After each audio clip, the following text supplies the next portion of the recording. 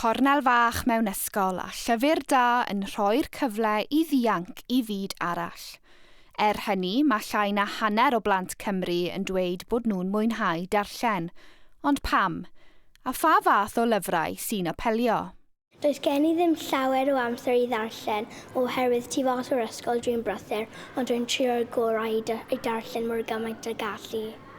Yn Gymraeg, rwy'n hoffi darllen fi ac Aaron Ramsey, oherwydd rwy'n wrth fy modd yn chwarae pêl-droed, ac Aaron Ramsey yw fy arwr i.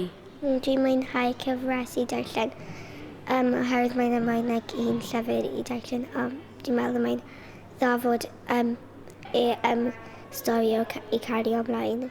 Mwy o nofelau a llyfrau i ddenu plant yw'r ateb yn ôl rhai.